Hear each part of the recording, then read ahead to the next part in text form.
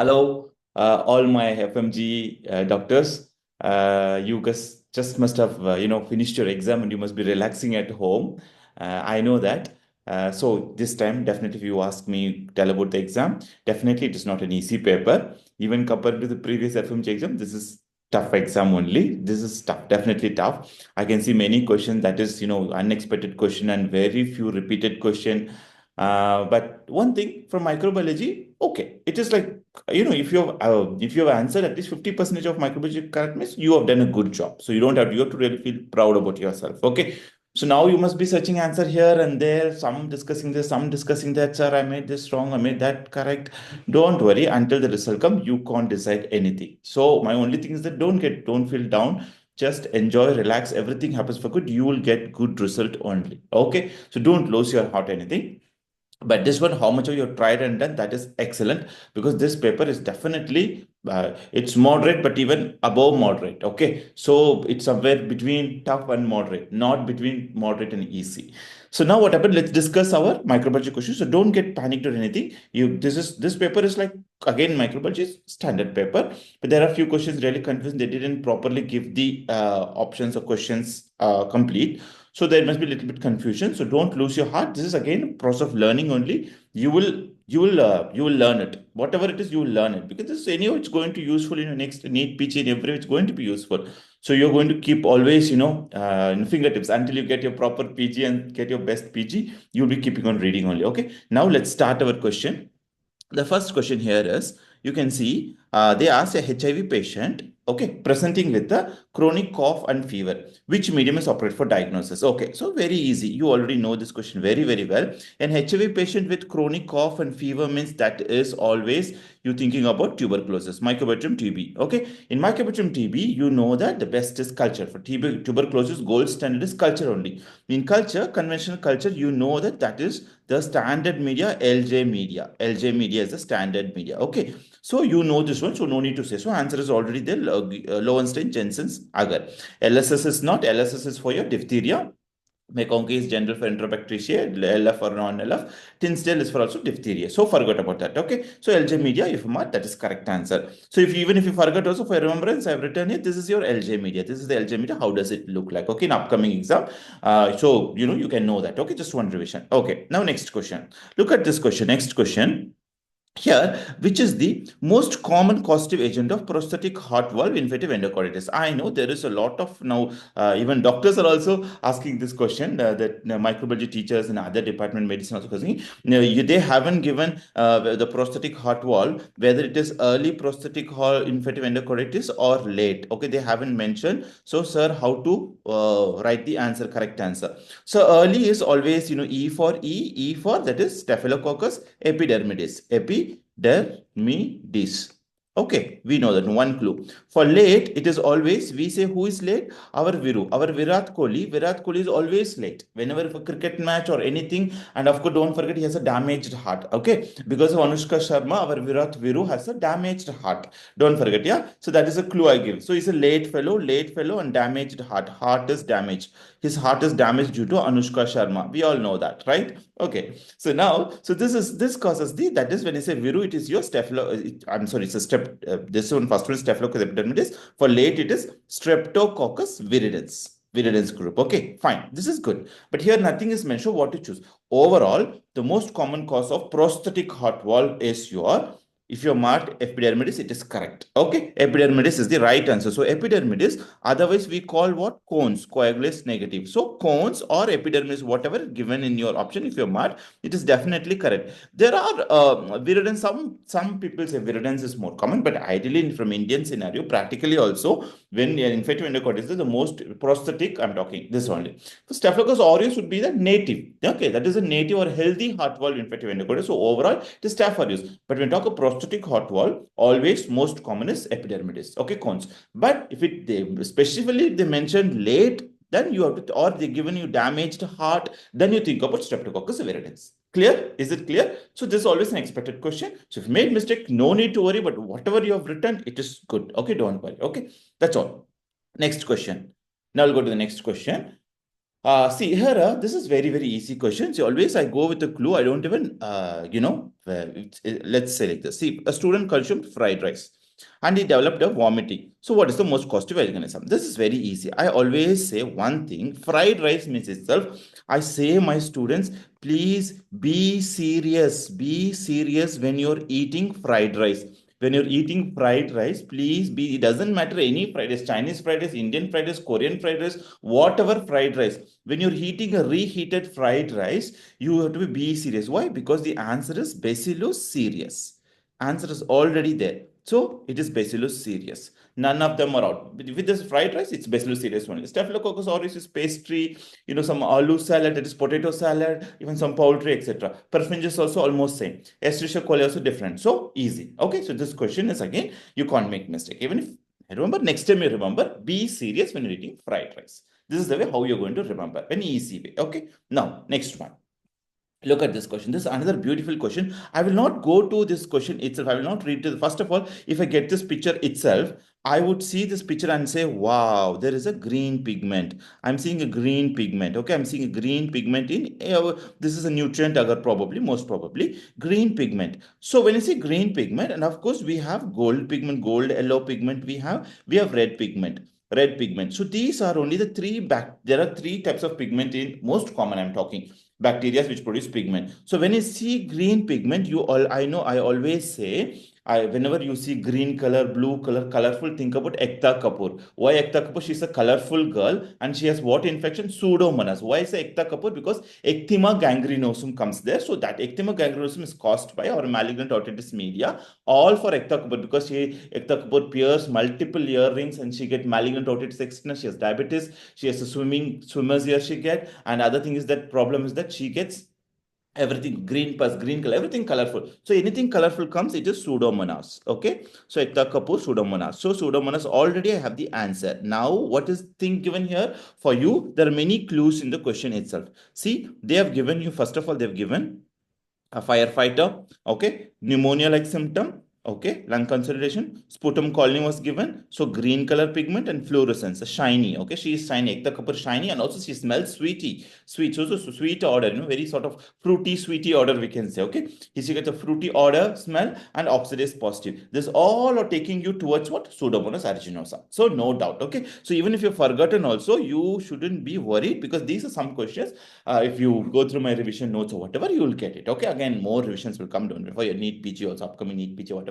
So now you remember, you never forget in your life. When there's a green color pigment, you think. So what about gold yellow? Gold yellow pigment is your Staphylococcus aureus.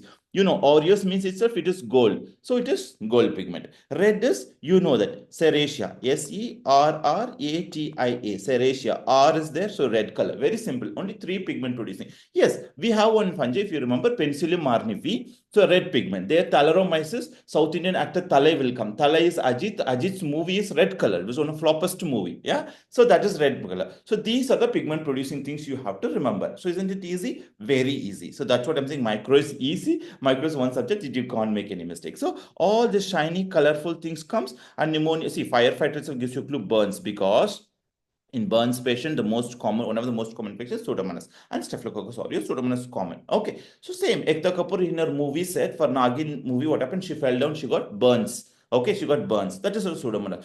So I give you a lot of clues like this that you'll not forget. Ekta, because ecthyma gangrenosum is seen in Pseudomonas. Burns patient, Pseudomonas. Anything pigment and good smell, Pseudomonas. That is Ekta Kapoor. That's it. Okay, that's the clue I give always. So don't forget.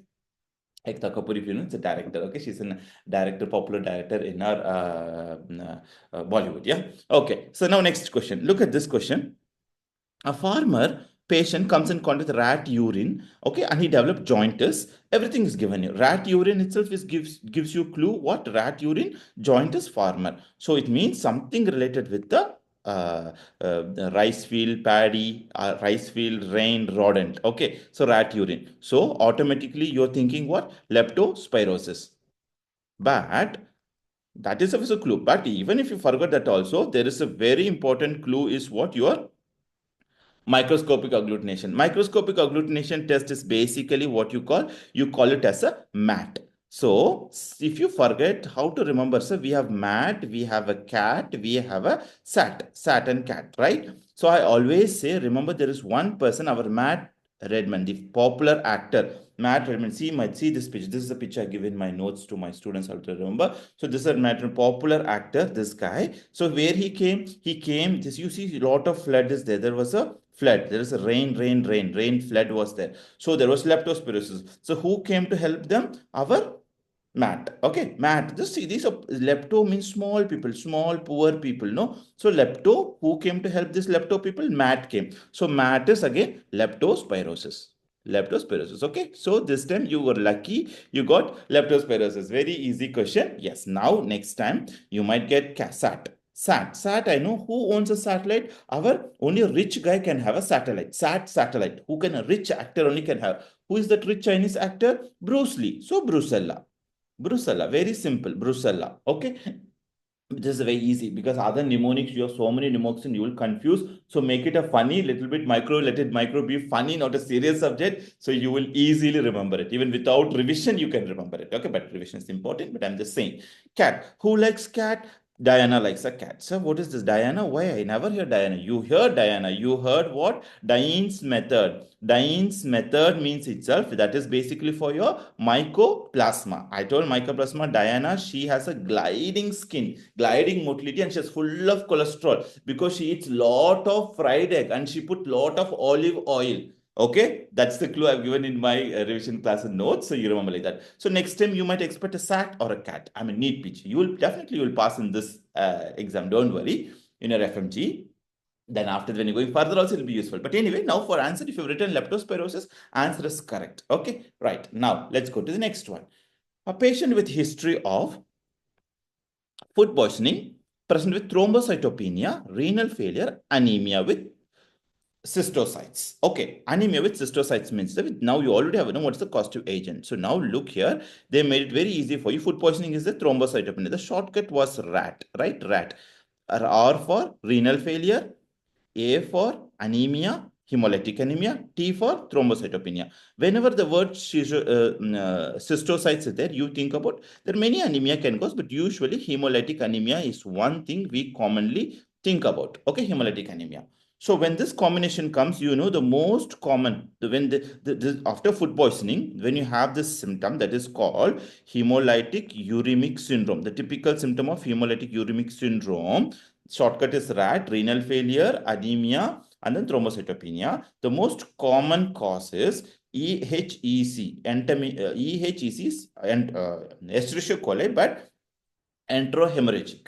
Followed by this is Shigella. Okay, because the toxin itself here, we call it as the E. coli toxin itself, we call Shiga-like toxin. We call it as Shiga-like toxin only. Okay, so in the option, I heard there was Shigella. So if there is Shigella, definitely it's right. But of course, if they say most common and if it's given EHEC, this is the first option. EHEC is the best answer. Okay, if that's not given, the next is your Shigella. Okay, they are the most common cause of your hemolytic uremic syndrome after diarrhea. Okay, that's it. Dysentery usually. Finished. Okay. Now, next one. So I think you guys made this question right. I'm sure. Next question, look at this question. Now, this question, you can see here, a typhus fever. For the typhus fever, proteus antigen is used. What type of antigen it is? Very easy. This you must have, revised it many times. Okay. Even if you forgot also, no problem. Remember now, typhus fever means rickettsia. For diagnosing the rickettsia, you are using proteus antigen. You're using totally different bacteria antigen. Okay, that means hetero. You're using another thing. So that is heterophile antigen. So basically, the test name is called, that Weil-Felix. They're talking about Weil-Felix test. So for Weil-Felix test, the antigen uses heterophile antigen. Okay, not super antigen sequence, it's totally different. Super antigen using staphylococcus, streptococcus, malassezia, furfur, those things. Okay, that's not here now. So Weil-Felix is rickettsia, we're using proteins as a heterophile antigen we're using. Like example, another example is if you remember Paul-Bunel test. Paul-Bunel test. Also, you remember a cat test, mycoplasma. Okay. And there is also streptococcus. There is also streptococcus Mg test is there. That is also another thing. So these are few heterophile antibody test. Okay. Heterophile test or heterophile antigen. We are using heterophile antigen. That's it. Okay. So very simple. So this is a direct question. So if you made a correct, excellent. If you made mistake, no problem. Next time you will correct it. Okay. Weil-Felix means this one. Okay. Now, A patient, this is again interesting. Lot of STD questions, especially ulcer disease have been given. That is always expected only. So I'm sure that you would have read correctly. So we'll analyze a little bit. There was a little bit confusion about this thing. So now look at this question. A patient present with non-radial genital ulcer and a bilateral painful lymphadenopathy. Painful lymphadenopathy. Okay, so you have here ulcer is given, and then there is a lymph node. Okay, lymph node bilateral they've given, so definitely that is a bubo.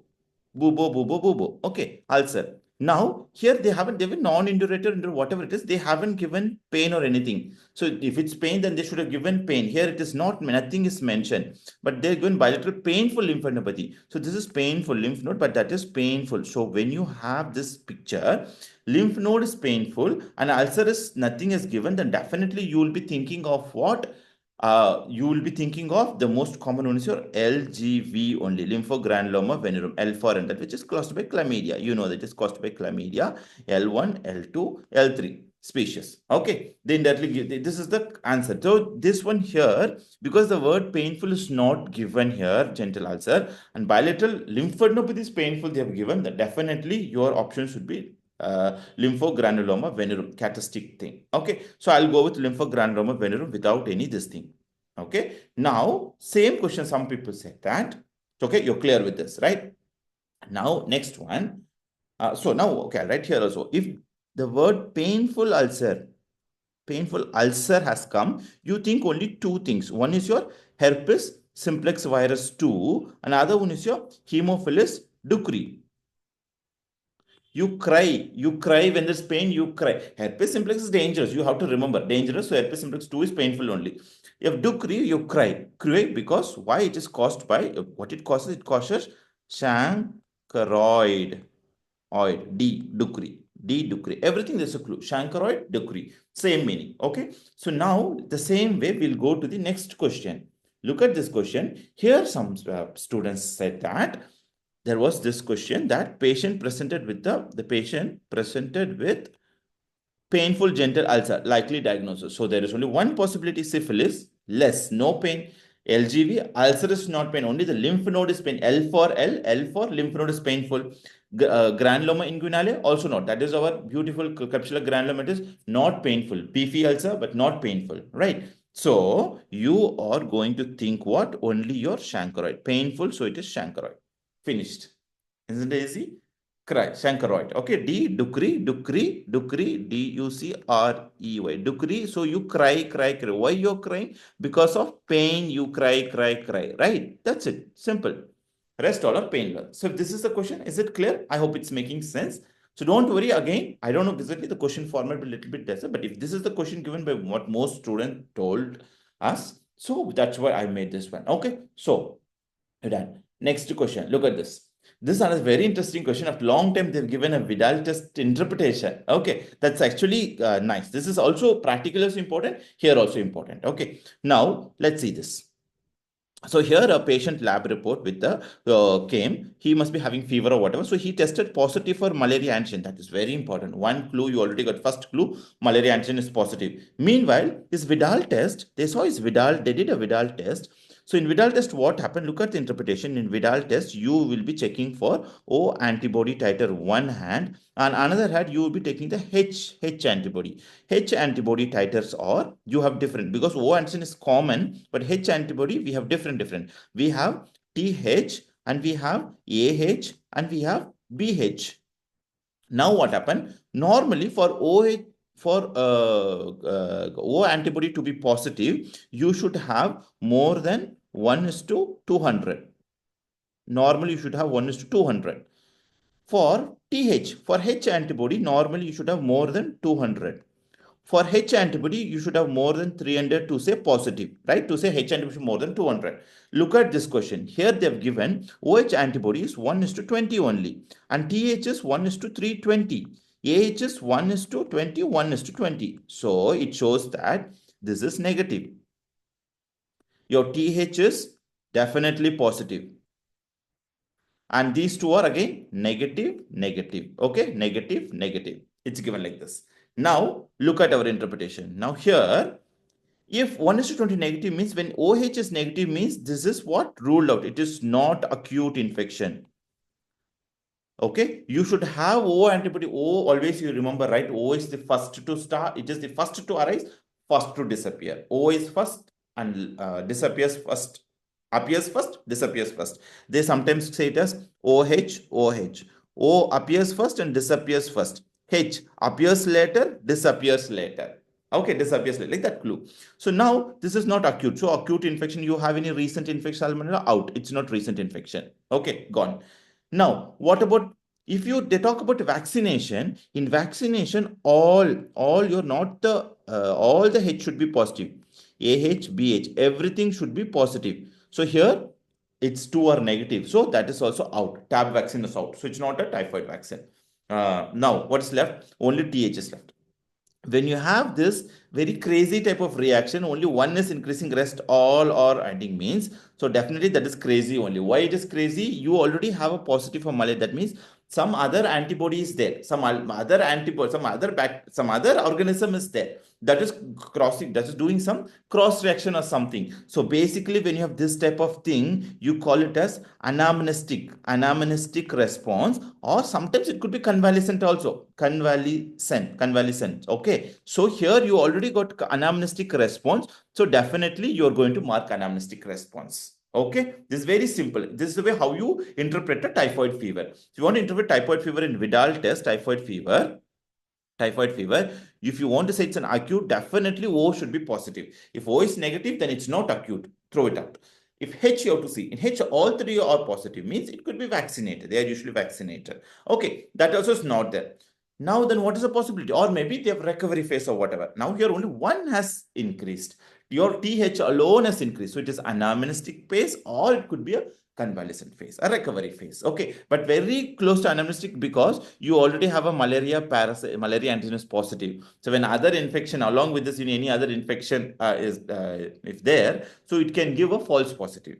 That's a false. It gives a false. Basically, it's a false positive. It's not true positive. It's a false positive. That's it. That is anamnestic response here. Okay, you got it. So it's easy. So in that way, if you made anamnestic response, excellent. Okay, because your malaria also is positive here. Okay. Now, botulinum toxin and all, I don't even, I think students didn't even look for other options because it is a standard question, easily known. So when you talk about botulinum toxin, definitely it is you're inhibiting the acetylcholine release in the neuromuscular junction. Okay, so it is same. If it's a tetanus, it inhibits the inhibitory, glycine and GABA. So frequently, these two questions frequently asked. So the inhibiting the acetylcholine and the neuromuscular junction, you know this. Okay, now incorrect dosage of leprosy treatment. Yes, leprosy treatment. This time treatment as so this is one PHARMA plus micro together combination question. Definitely leprosy is one thing where treatment is always you should know. So you know that leprosy usually doesn't matter PAUSI or multi, the treatment doses are same. Only the thing timing is different.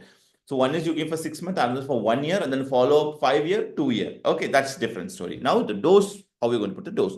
Dose, you see, the shortcut to remember is very easy. Leprosy patient, you give them rava dosa with chutney.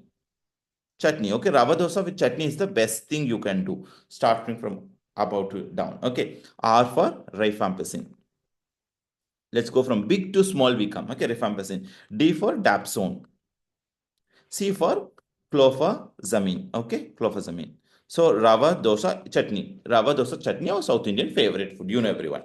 Rifampicin should be the highest one. How much? 600. Okay. Dapsone, let's put into 100. 100 mg. Okay, all mg. Now, clofazamine will be 2. So what you do, 300, you make it half. When you make 300 half, how much it will become? It will become 300.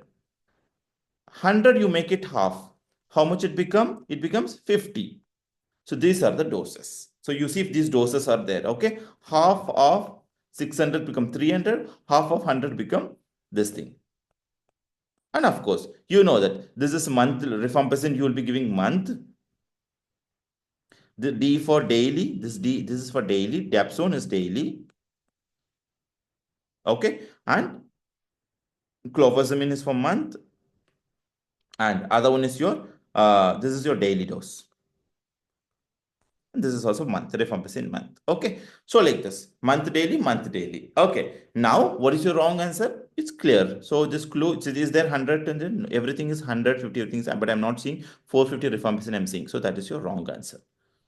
Very simple. Okay, this is the incorrect dosage. Very simple. So rava dosa chutney, remember, and remember 600, 100 and half from both. That's it. Very, very simple. Okay, easy. One of the easy questions in leprosy also. Next question.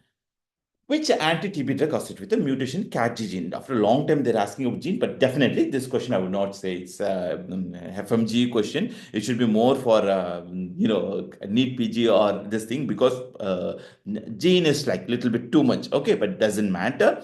Some genes are important, at least for you should know for isoniazid acid. CATG gene for definitely is for isoniazid acid, and also RPO gene. No, this is R for R for rifampicin. Okay, this is rifampicin. So these are two few genes that are very, very important. You will be remembering. Okay, in that way, CATG, there's CATG ISO. CATG ISO, there is no way. Okay, it's unexpected actually, this question, but it's okay. But this is the answer. So if you, at least for NEET PG, you can remember this question. Definitely, it will have an impact. Okay, now look at the next question. Here, the patient, this question you can see, again, this is related to urinary tract infection. So a patient with penicillin allergy, he has penicillin allergy, he presented with burning, this is a micturition, not maturation, it is a micturition. Burning micturition, fever, some spelling mistake, fever and hearing problems. The patient also has hearing problems. So what drug can you give? Okay, so that means patient is basically, the clinical diagnosis here is urinary tract UTI, and plus patient is having some hearing problem. Hearing problems is that you have to consider. So what is the treatment you're going to give? Look at what you're going to give first. First of all, look at this. So it's penicillin. Can we give, first of all, ampicillin, clavulanic, can you give? No, cut it out. You can't. That's also penicillin, so you can't give it. Rest, all the drugs you can give. What about azithromycin? Can we give in UTI? Absolutely not, because it is going through the liver. It is not excreted to the kidney. You know that very well. Nowhere you see that you get an urinary tract infection patient, the doctor's prescribing azithromycin. No, okay, it is not. Usually, so it is out. That is already out. You don't give it. Okay. Now, what about your amikacin? Amikacin standard, you know very, very well. One of the toxicity, all your these drugs, amikacin type of drugs, they cause ototoxicity. That is hearing problem. Ototoxic. So that's all. So you're not going to give that. The amikacin is out. Okay, ototoxic. Now what is left? Ciprofloxacin. In fact, ciprofloxacin is commonly prescribed drug for your UTI. So you can give this drug. Okay. So answer should be ciprofloxacin. Ototoxic don't give ampicillin, because penicillin, and azithromycin is not for azithromycin, more used for blood infection, respiratory tract infection we use, not for this infection. Okay. Even for genital, for chlamydia also we can use. Okay, but not for urinary tract infections. Totally different, right? So then next, TB. A TB patient with, now next question, a TB patient with TB patient with HIV started ARTS and experienced health issue after 2 months, which is likely diagnosed. Okay, so it means the TB patient with HIV started ARTS. So TB patient, first of all, I'm sure TB patient means first they would have started TB treatment only. Okay, that's important. They would have started. Now they've started HIV treatment. HIV treatment they have started, and then suddenly patient is having some health issues. Some issues have happened. So what is the reason? So they given drug resistant to ART, development of drug resistance, I think bad. Characteristically, if you see in this question, they stress two important things. ART treatment is stressed here. So you know that is ART treatment for HIV, antiretroviral treatment HIV you give, what happens automatically, the CD4 cells, they start to rise, lymphocytes. The lymphocytes, they start to increase. Initially it was low, now it's starting to increase. Whenever it's increasing, what happened? The immune response will go high, no? The immune response will go high. So that one only we call it as immune reconstitution syndrome, Irish syndrome. Okay, different names are there. Okay, so that is immune reconstitution syndrome. Okay, IRS. So this here what they've given, immunological reconstitution is given. That is the right answer. The rest all drug resistant, drug interaction. This is not something very characteristic here.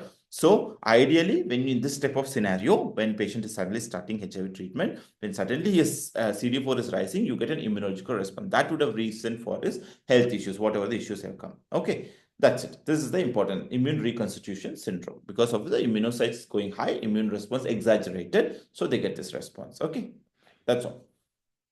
Next is Look at this question here now. So here they're given a patient with a symptom of meningitis. I think they must have given you headache, fever, neck rigidity, etc. So it's a symptom of meningitis. That's everyone knows now. Now, what is the clue for us? In that same question, what students were saying is that they were given increase in neutrophils. Yeah. So your neutrophil is raised. And they said protein level also was high. I don't know, 400 something they were saying. So protein is also increased. Inflammation is high. But they said glucose was some 40 or something. So glucose was decreased. So neutrophil increased, protein glucose level. This is perfect combination for what? Bacterial. This is for bacterial meningitis. Bacterial meningitis. Okay, so what is the treatment you're giving? So, in spite of we don't know what is the age or whatever, definitely what happened, because it could be anything. It could be your Neisseria meningitis, or it could be strep pneumoniae, or it could be anything, E. coli, whatever it is, anything it could have been. Okay, we don't know what is the reason. So, but ideally to cover this dangerous bacteria, what treatment before even the report comes to you, the doctor will try to give the therapy. You have to start the antibiotics. So which is the best one? Definitely ceftriaxone is there. Ceftriaxone is there. It will cover all this Neisseria group, pneumonia, everything. It's streptococcus pneumonia, everything it will cover. With that, there are other, I don't know what options, but ceftriaxone is definitely right answer. Plus acyclovir. Acyclovir, you give it only for the viral meningitis. So your picture should be totally different here. Okay, viral meningitis. So it should be viral, means that should be herpes. Think about herpes. Then what happened there? Instead of neutrophil, you should be having lymphocytes. Okay, lymphocytes should be, then protein and all should be normal. Glucose also should be normal. So that picture we don't have. So we'll go with ceftriaxone plus vancomycin. Definitely yes. Vancomycin is very important to cover your staphylococcus, staph aureus. Okay, so any of the Staphylococcus aureus species is causing meningitis, then it will cover that also. So in that way, you have to give ceftriaxone plus vancomycin. This is the correct answer. This combination is correct. Okay, that's it.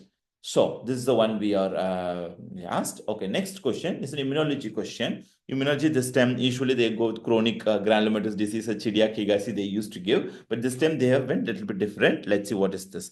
So child presented with a recurrent staphylococcus infection. Some infections are there. So recurrent staphylococcus infection, it doesn't matter. Immunological, everything can happen. Lab diagnosis, you see very low level of immunoglobulin. All the immunoglobulins have gone down, and even the B cells are also gone down. Okay, so that gives you that should give you a lot of clue here. So here hyper IgM, I'm going to cut it off. Why? Because there is low level of IgM here. Ideally in hyper IgM should go high, but here it's not. So that we will stop there. So that is out. Okay. DiGeorge syndrome, that's totally different syndrome. DiGeorge syndrome, that's a catch 2022. All the cleft palate chromosome, this thing, all those things will come because they are T cell, more it's a T cell defect. So that's a T cell. Thymus dysplasia. The ideal thing is your thymus gland is not there. So there T cells will go low. So two options you have, Bruton's or common variable. Now what should I see? I see here there is increased immunoglobulin. All the GAMED is gone high. Also the B cells is gone down. When everything is gone down, my answer should be Bruton's.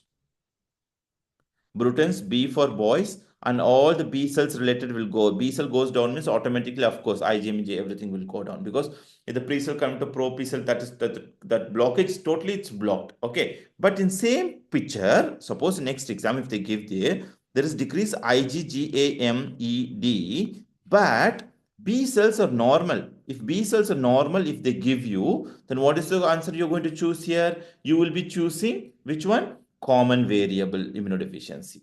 Okay, CVID. So anyway, this is also wrong now. Now your correct answer is Bruton's A gamma globulinemia, because both are going down. All are going down. So Bruton's A gamma globulinemia. Bruton, everything goes down. Okay. But if next time, suppose if they give you B cell is normal like that, if it comes, so that process, what happened?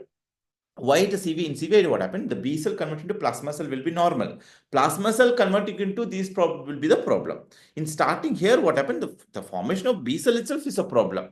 Okay, that's what we have Bruton's gammaglobulinemia. Okay, that's it. Very simple. So no mistakes here. Okay, fine. So we are going to next question now.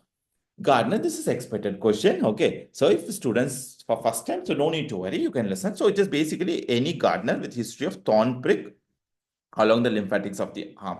So Gardner means itself sporothrix Schenki. Okay, sporo. Okay, sporothrix Schenki. And they're all, flower shaped conidia and your asteroid body and that splendor Hopley phenomena, all those things will come. And Gobi appearance, all those things. Okay, this time they've given just this picture thorn prick and along the lymphatic. So along the lymphatic means itself the question along the lymphatic of the arm comes in. This picture was not given. I have put this picture. So you have to think what? Sporothrix Schenki. Gardner, Rose Gardner's disease, thorn prick, lymphatic arms. More than enough to think. So this one or chromoblastomycosis is always an expected question. Okay. So nothing less. So this picture was not given. Usually they give, this time they have not given. So it's okay.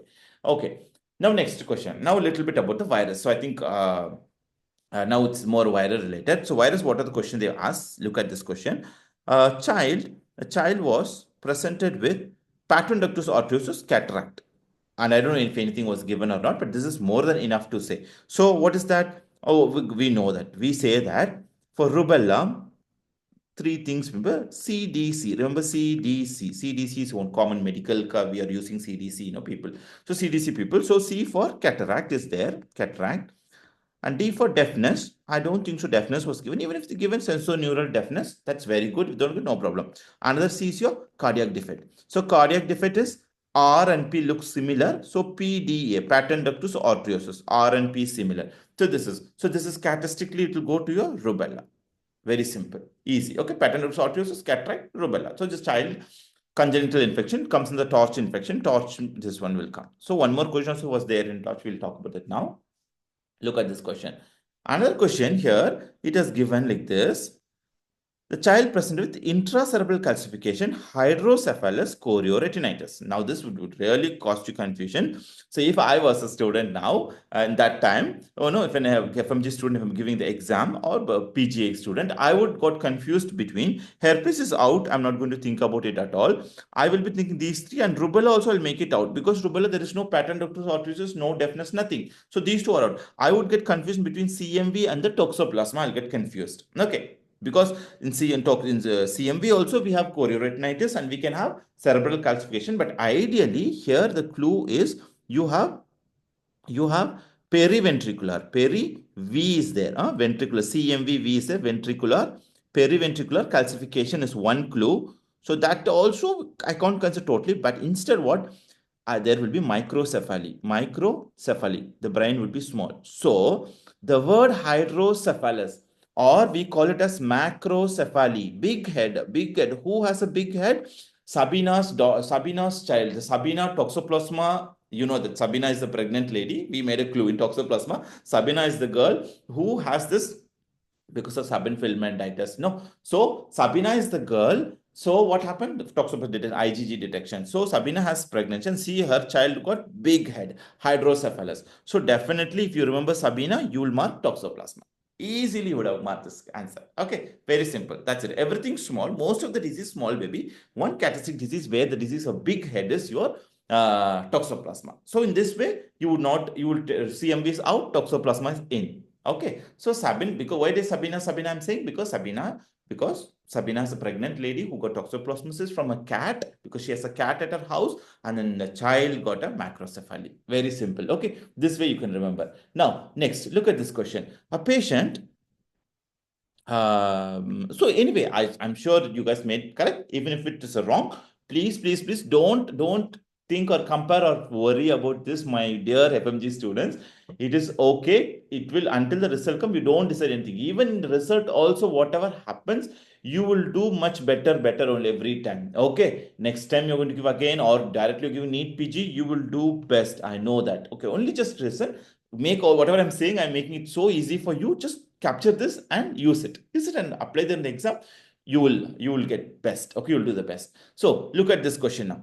Now, a patient with HIV and CD4 less than one is 130. 130 means okay, we'll come there. And patient has altered sensorium and impaired consciousness.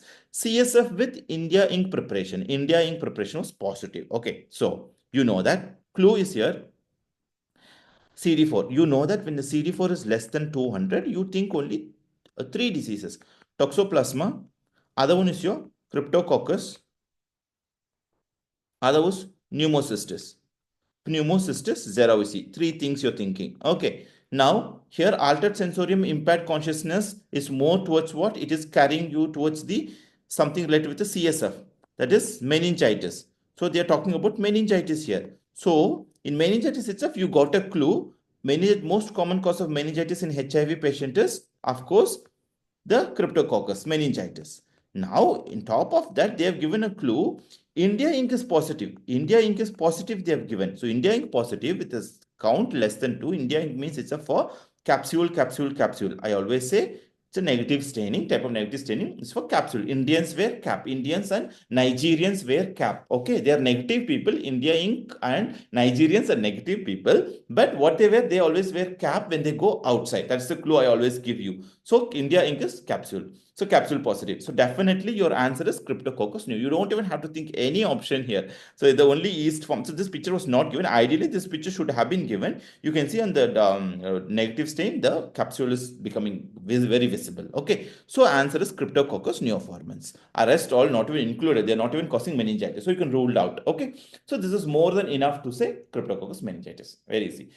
Same question I heard. The treatment was asked. Okay, almost same thing. I hope it's given same only.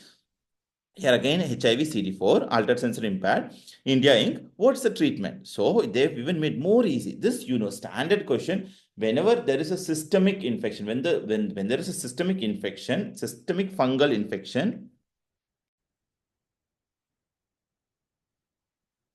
this one, even your dimorphic fungi, many of the dimorphic fungi, when the infection is spreading all over the body, the best was your, which one? Amphotericin B, liposomal amphotericin B. Okay, lab. Okay, lab plus flucytosine. Now, I heard somewhere fluconazole was given. Fluconazole is for your candida.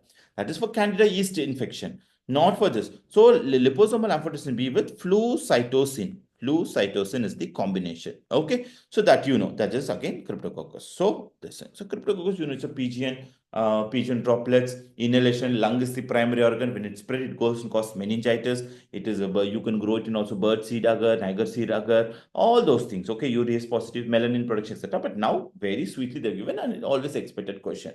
So this is fine. Okay, now next question. Again, we are now in virus. One more. This hepatitis B. You should have been knowing only. Okay, no problem. I know you would have done it correctly only. If someone doesn't know, also no problem. So here they're given patient is positive HBsAg and HBeAg. So it's very simple. Whenever you have a S is there, you say hepatitis B virus infection. S means yes. S means yes. Antigen is there. Yes means yes. Infection is present. Okay. If it's antibody, then you say no. Okay. We have antigen. So it is yes for yes. There is a infection. Okay. Now E is given. E usually talks about which one? Infectivity. It talks about the infectivity. So E for enemy, E for enemy, E for evil. Evil means we talk about infectivity, replicability, severity, everything it talks. Evil talks about severity and everything. So these will be positive. Okay. So now you look at the question. HBS means infection is there. So that usually infection is started or whatever. So here perfect best answer is acute hepatitis with high infectivity. That's all. Okay, high infectivity is there. Okay, very important and easy. If antibody already developed, if antibody is developed, if there is already antibody, if antibody is, this is antigen, these are the antigens we're talking here. If already antibody is formed, then there is no infection or recovery. Here, infectivity will be low. Okay, but here they're given antigen, HBs antigen and EB is given. So clearly it is what? Acute hepatitis with high infectivity. Very simple. Next one. Look at this question again. S is given. We're talking about antigen S here. Antigen S. Okay. And then here, and then antigen S antigen is present. And when we talk about the anti-HBC, I always say when HBC is there, it talks about the chronicity. Is it acute or chronic? It tells acute or chronic. But in fact, we have IgM. IgM means it is always acute. And yes is because infection is positive. There is infection. Okay, infection at present, infection is positive. And IM has come acute. So easily, not recovery, not chronic. Chronic means you should have IgG should be there. G and C look similar. That's not. Here it is acute. Acute hepatitis, simple acute hepatitis, very easy. Okay, so C talks about chronicity, but if you have IgM, it talks about the acute. If G is there, then you talk about chronic hepatitis. That's all. And antigen infection positive, positive. Very simple. This you know by thorough. I know that you know. If not, also we have many notes. You can check through the notes I made. Okay, that's all. Now look at this one. A patient with painful genital ulcer on the Sang's-Smear, multinucleated giant cell was again. This is so many STD questions this time. That is a virus. Painful genital ulcer, Sang's-Smear, multinucleated giant cell. That's it. You got the clue already. Painful genital ulcer means it should be either HSV2 virus, other one is your Haemophilus ducrei. So Ducrey, here no chance because you have made Sang's-Smear. Sang's-Smear is basically for herpes virus, either herpes simplex or herpes varicella, chickenpox causing virus. Okay, so for this one, when you see a multinucleated giant cell, okay, multi-giant cell, you know, the all together, no, big cells, they will join together, multi-giant cell, MNGC cell. So MNGC cell positive means definitely it will goes to your herpes simplex virus. So your answer is HSP. Very simple. Okay, this is also another easy question. You can't make mistake in this. Next is, this is again always my favorite. Okay, I didn't put the picture. This is meta. So always, okay, here, remember this, read this question. A child wash. Okay, this is some spelling mistake here. A child was brought with history of respiratory distress and noisy breathing. Respiratory distress, noisy breathing. The radiological image was done. Okay, normal respiratory infection. And here, what you are seeing very clearly see, what is this? A beautiful temple, right? It's like a steeple. So let's say like this. Okay, this is a beautiful whatever temple. What you see? Steeple. So this is steeple sign. And I always say in steeple, outside the steeple, what you have? You have a beautiful garden. You have a beautiful garden. What is there? Lot of crops. You have crops. And crops. Why I say crops? Wait a minute. So steeple, temple, crops. And who sits here? Our God Paramamsa. Paramhamsa. The Lord Paramahamsa, you would have seen some of the people must be knowing. It's great. They worship Lord Paramahamsa. So why I say these things here? Very easy. Croup, because the disease is croup. Paramamsa, because that is caused by paramyxovirus, because you have hundreds of virus to confuse with. Now metanipho also added, same family. So respiratory syncytial, paramyxo, influenza, and your measles, many other to confuse. So remember like this, when I talk about steeple, temple, who sits in the temple? Paramahamsa will sit. Okay, that is paramyxovirus. There is a crop, beautiful crop, because the disease is called acute laryngio-tracheobronchitis. Okay, acute laryngio-tracheobronchitis, ATLB, acute laryngio-bronchitis. So what we have now? We have epiglottitis, that is totally for your H influenzae, totally out here. Bronchiolitis, respiratory syncytial virus, we don't have any special sign. So ideally your answer is acute laryngio-tracheobronchitis, which is otherwise called croup.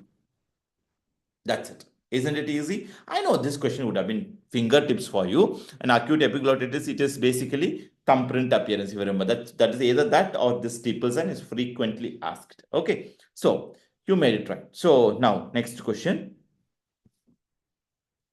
A patient with, I don't know this question, a little bit, I'm doubtful. I don't know this exact question came or not, but okay, nothing's wrong in knowing. High fever, arthralgia, myalgia, petechia. Okay, now in this question, high grade fever, this joint pain, petechia, it is confusing between, could be malaria, could typhoid or whatever. Two things are very classic here. Arthralgia joint pain, number one. Second one, petechial rashes because of platelet is going less.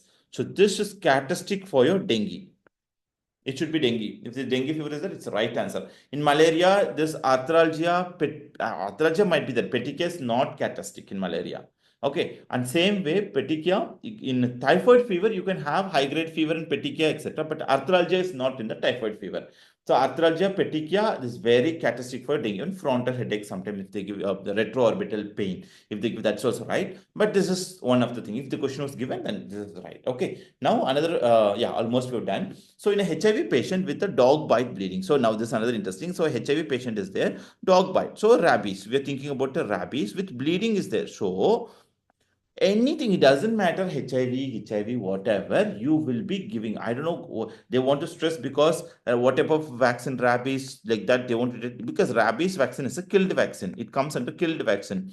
So you can give this vaccine to, definitely you can give to the immunocompromised patient. In that concept, they were asking this question, what, I don't know. Okay, but definitely you can give.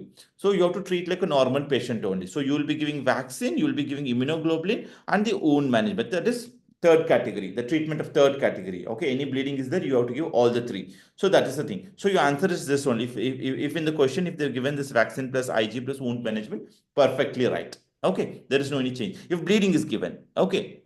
But I hear that there's injury bleeding, then definitely it has to go like this only. Okay, there is no any change. Okay, but if there is no bleeding is not given, then your IG is not, immunoglobulin, anti-rabies immunoglobulin is not needed. Okay, but if bleeding is there, anything severe, injury, whatever is there in HIV patient, definitely you're going to give it. Okay, that's it. Okay, now merciful anosmia. Merciful anosmia, okay, this time they asked in a little bit different way, more ENT related to this. So merciful anosmia means is that you know that always we say what? I always say whenever the merciful message comes, that is the typical for roomy nose. The nose becomes too big. When the nose becomes the nose, they'll have big space, and then you see that all the crust and all, they don't have smell. Merciful anosmia, but we get the smell. The patient will not even feel any smell, but we, that's what it's called, merciful anosmia. For patient, it's merciful.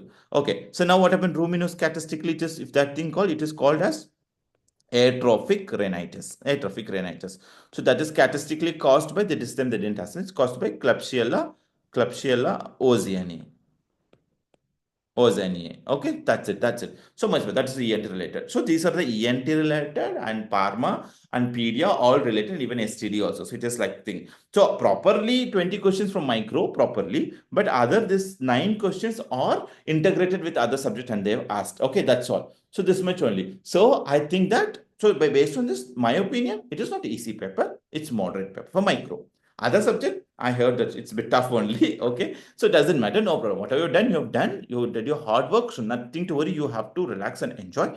Okay, now time to enjoy, and the rest after result we will decide. Okay, that's all. So once again, thank you so much for listening to class. We'll catch up soon in another class. Okay, bye.